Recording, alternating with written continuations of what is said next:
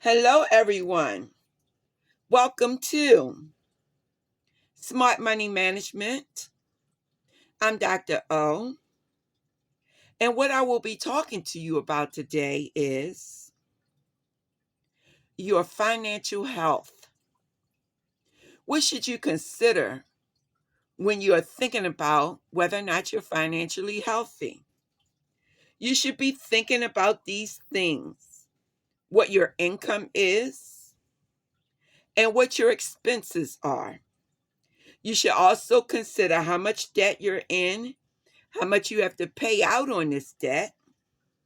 Do you have any assets? And assets are things like your car, your house, your jewelry, savings, things like what the wealthy have are paintings, stocks, bonds. These are things that are considered assets. But liabilities are your expenses, those things you have to pay out. So a lot of times people really don't spend a lot of time thinking about their financial health, but they really should. And when you're thinking about your financial health, these are the things to consider. And I'm just going to name the topic areas first, and then I'll explain to you what each means. So you're looking at your debt to income ratio. Are you prepared for financial emergencies? What's your credit score? What's your net worth? Do you have any retirement savings or investments? These are the areas that people look at when they're thinking about whether or not you're financially healthy. And basically, who does this? Your credit union, your bank managers. So when you open up a bank account and you put money in and you say, well, I have a savings account here at the bank, but I need a loan. Well, when you want the loan, they're looking at your financial health. So the first area that I spoke to you about is your debt to income ratio. And what that means is what percentage of your monthly income, which is called your gross income, is being paid out for monthly expenses. And so people who are looking at perhaps buying a house, they need to consider if they have any other type of mortgage payments, what their credit card limit is, and are they up to date with paying it, and any other type of loans that they may have out. Now, your debt to income ratio must be less than 35% because this is what the banker is looking at. But somebody may be given up to 43% of debt to income ratio. So let's say that it's between 35 to 43%. So that is what they will consider when you're trying to buy a car, when you're trying to buy a house, and also if you're trying to get any other type of loan, or in some cases, additional credit cards. So keep that in mind. The next thing is, are you prepared for financial emergencies?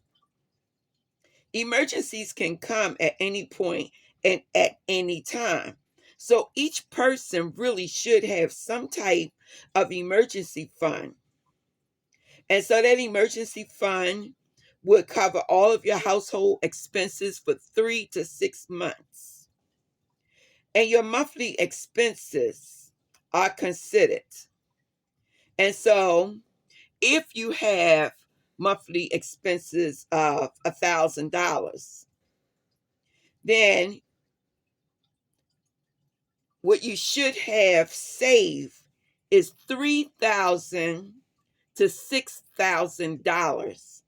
That would cover your monthly expenses for 3 to 6 months. So let's move on to the credit score. So what do they mean when they talking about a credit score? My goodness, here they go talking about something that I really don't want to talk about and I really don't understand. So why do I have to know this?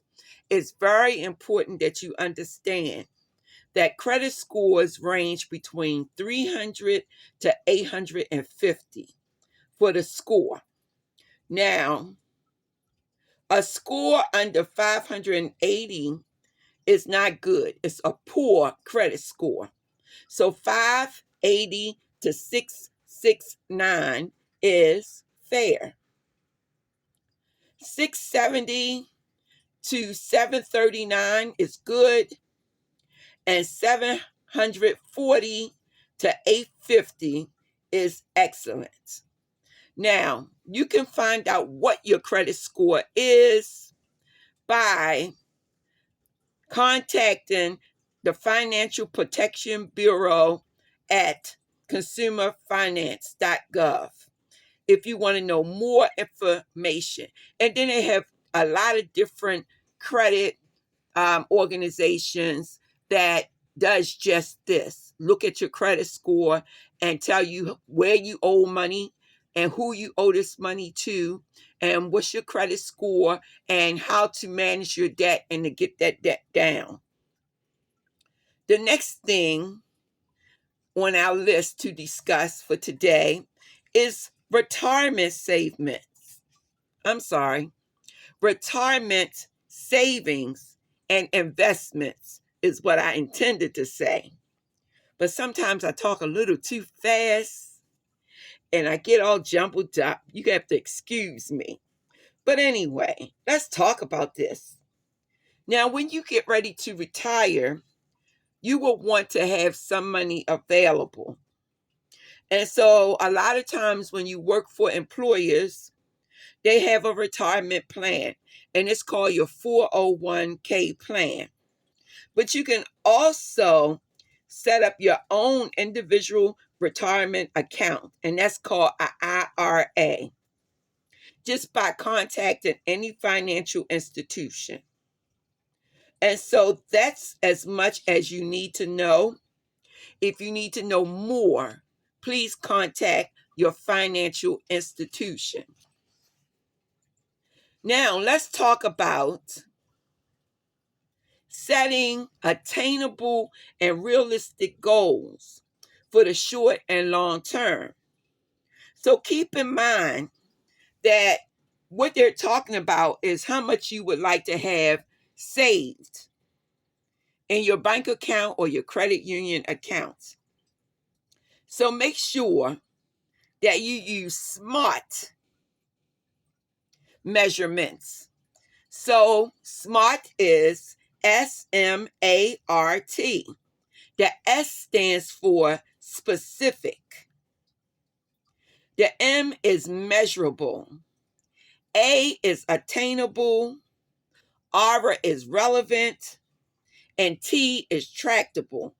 Now, what this means is based on this SMART acronym, specific, measurable, attainable, relevant, and tractable, you're going to create your long-term and your short-term financial goals. Well, first, the short-term comes. So these are the small steps that you take in order to reach the larger goal. So if you say, for example, I like to have $1,200 saved between January and December for the Christmas fund, then that means the short-term goal would be I'm going to save $100 a month because there are 12 months in a year. And so by the time I get to December, I will have $1,200 available. So $1,200 is the long-term goal. $100 is the short-term goal. Okay, so let's see what else is here that I need to talk with you about. Well, there's nothing else to this chapter and to this session. We're in session 2, and I look forward to talking to you throughout the summer. giving you financial tips so that you can understand how to gain better financial health. Thank you. And as always, love yourself, love somebody, and stay safe.